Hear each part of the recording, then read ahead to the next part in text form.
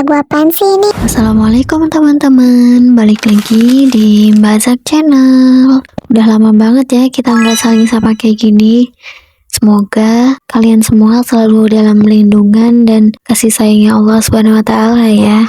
Sebelumnya izin, nanti saya bakal pakai kata ganti aku atau saya supaya obrolan kita lebih akrab gitu ya. Oke, jadi beberapa waktu terakhir tuh di beranda TikTok dan Instagram saya tuh sering banget lewat satu video dari Kak Ghea Indrawari ya. Beliau nyanyiin lagunya yang berjudul Teramini. Ini dia cuplikannya.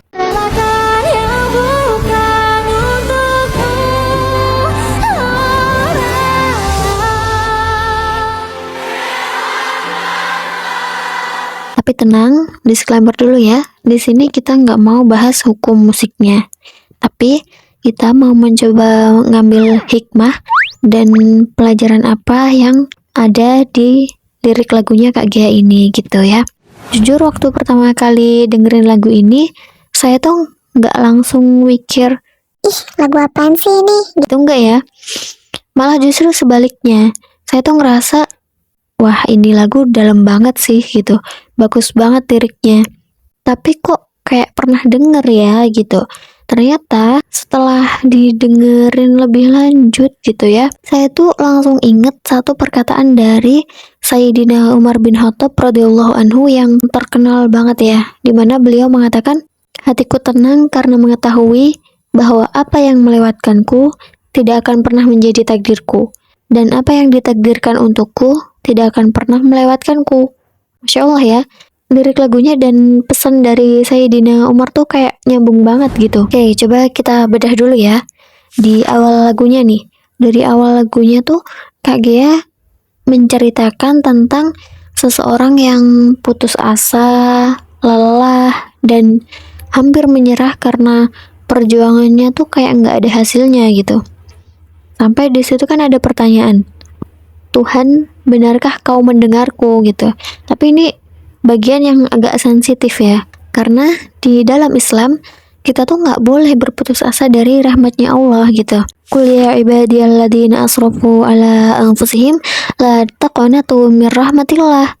Katakanlah wahai hamba-hambaku yang melampaui batas terhadap diri mereka sendiri, janganlah kalian berputus asa dari rahmatnya Allah gitu kan ayatnya Allah.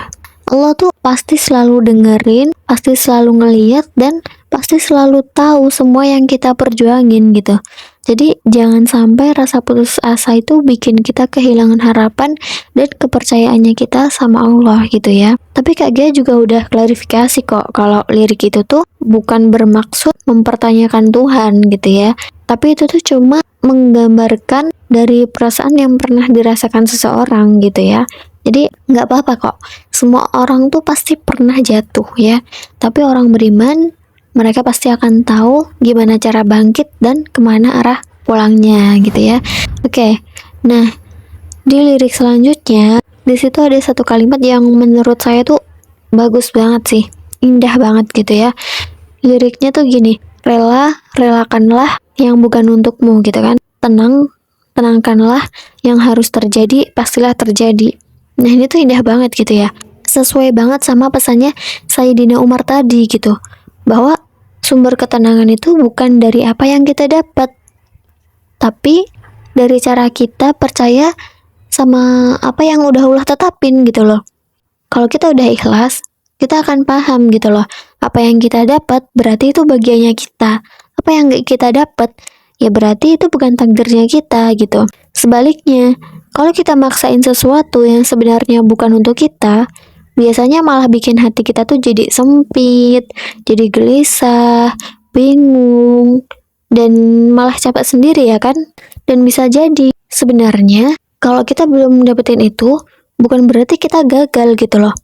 Tapi karena Allah lagi ngelindungin kita dari hal yang gak kita tahu. Nah, ini tuh juga ada kaitannya sama rukun iman yang keenam, yaitu rukun iman kepada takdir, iman kepada Allah, iman kepada malaikat, iman kepada kitab, iman kepada Rasul, iman kepada hari kiamat, dan iman kepada takdir gitu. Banyak orang bilang, aku percaya sama Allah gitu kan.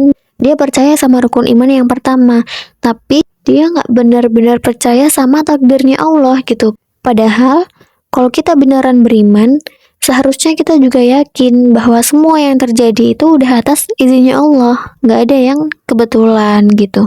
Karena iman itu bukan cuma di lisan, tapi harus ada di dalam hati kita dan juga perilaku kita gitu ya. Respon kita terhadap takdir itu juga bagian dari cerminan keimanan kita.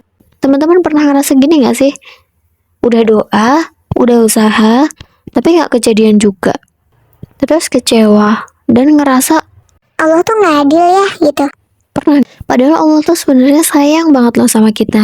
Kadang justru Allah lagi ngejagain kita lewat penolakan-penolakan itu. Allah nggak mau kita jatuh terlalu dalam gitu ya. Barangkali ada keburukan-keburukan yang kita nggak tahu, tapi Allah tahu, sehingga Allah selamatkan kita lewat itu gitu. Jadi Allah tuh sebenarnya so sweet banget sama kita, sedetail itu Allah perhatian ke kita, bahkan sampai Allah ngasih kita jalan supaya kita tuh tenang gitu ya. Terus teman-teman juga pernah dengar ini nggak? Atur aja ya Allah, kemarin aku coba ngatur sendiri malah berantakan gitu kan. Itu quotesnya yang biasanya berseliweran di sosial media itu kan kayak gitu.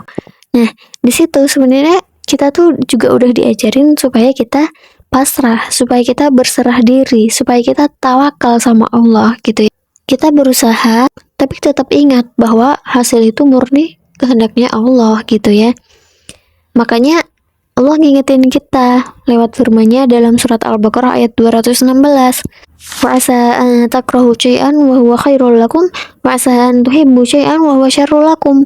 Boleh jadi kamu membenci sesuatu padahal itu baik untukmu, dan boleh jadi kamu menyukai sesuatu padahal itu buruk untukmu. Wallahu ya'lamu wa antum la ta'lamun. Allah mengetahui sedang kamu tidak mengetahui gitu ya. Mau sekuat apapun kita mengusahakan sesuatu, kalau memang itu bukan takdir kita ya kita nggak akan dapet gitu ya, nggak akan jadi milik kita.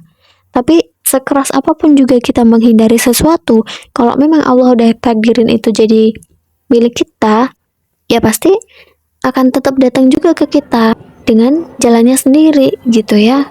Mau nolak sekeras apapun, dia bakalan tetap datang ke kita gitu. Terus muncul pertanyaan lagi nih. Berarti harus nyerah dong. Ya enggak.